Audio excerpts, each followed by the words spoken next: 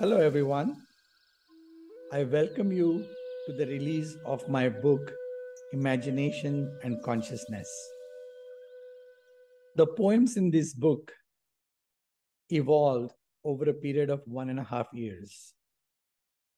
During the pandemic, where in the middle of the night I would wake up and a poem would come to me, I would pull out my smartphone and type it in. This happened for a year and a half. I have never written a poem before. My first book of poems, A Window for a Home Without Walls, which was published 2.5 years ago, represented the first set of poems that I wrote. And this book, which is my third book, contains 78 poems that were written over the past 1.5 years. Poems to me are a product of my sensitivity, observations.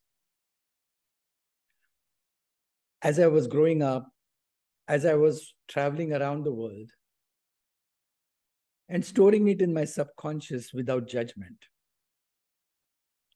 Poems didn't occur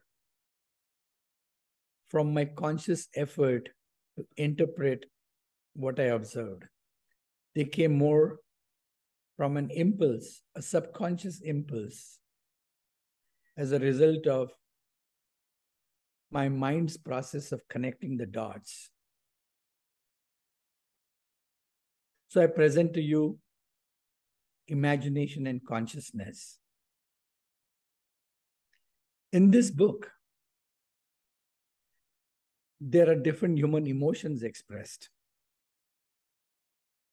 There are sorrows. There is doubt. There is the expression of sense of vulnerability. There is excitement. There is wonder. All of these human emotions come together, making way for a curiosity for a future that is yet to come. All these emotions create in me a new consciousness for my surroundings, for my relationship with the universe, for my relationships with people in my life, my relationship with my inner self. And they give me a sense of purpose, a sense of curiosity for what I might discover on a path that I'm yet to take. It gives me courage to follow on this path without clear intention, knowing that I will have several serendipitous encounters with events, with people, with nature, and with things beyond my control that will bring me new inspiration to innovate, to be creative, and to build new relationships. I'm dedicating this book to Professor Vasant Bapat, who I have known since I was a child. He was a poet. He has written poems in my native language, Marathi. His poems have inspired people of all ages. His poems reflect his sensitivity to beauty surrounding him, to the sufferings in the world, to a sense of social justice, and to his imagination of the future that is driven by his ideals and ideologies.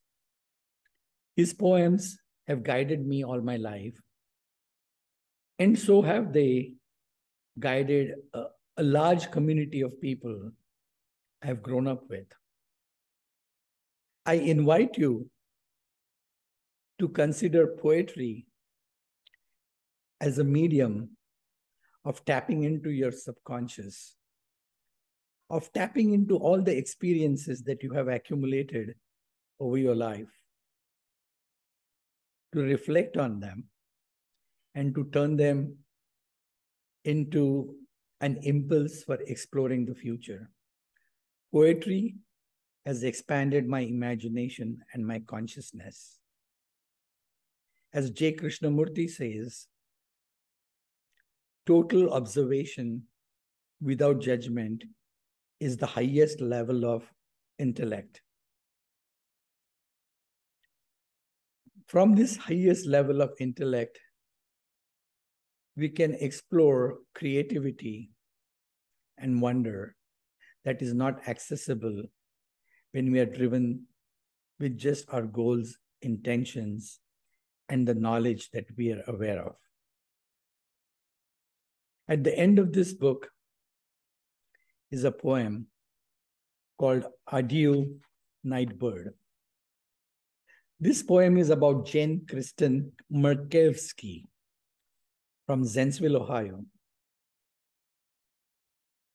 I was watching her sing in America's Got Talent. The judges asked her, "What is your song about?" She said, "It's about my life, the remaining part of my life." They said, "What about it?" She says, "I'm a cancer patient in a terminal stage. I have only 2% chances of survival. But 2% is not zero. So my philosophy of life is, it's okay."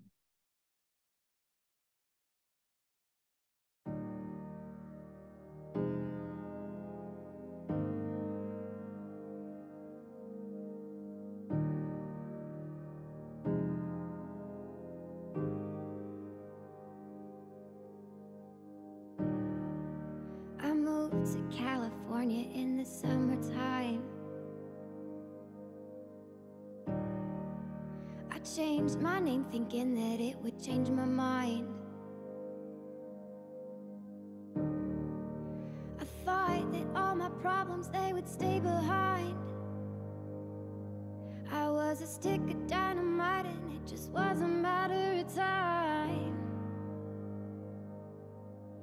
Oh dang, oh my, now I can't hide. Said I knew myself, but I guess I lied. It's okay, it's okay, it's okay, it's okay. If you're lost, we're all a little lost, and it's alright. She sang this song. It touched everyone's heart. It touched my heart also. At the end of her song, there was silence for a moment. And then the whole audience broke out in applause. As the applause was settling down, Nightbirde, as she is known, said, "You can't wait until life isn't hard anymore before you decide to be happy." Isn't it a profound message? A few weeks after this performance, Nightbirde passed away. When I heard that news, I woke up in the middle of the night and I wrote this poem, Adieu, Nightbirde.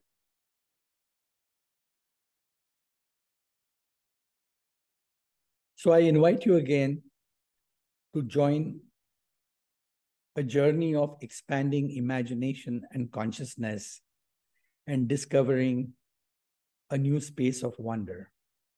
On November 5th, I will see you on Zoom. Bye-bye.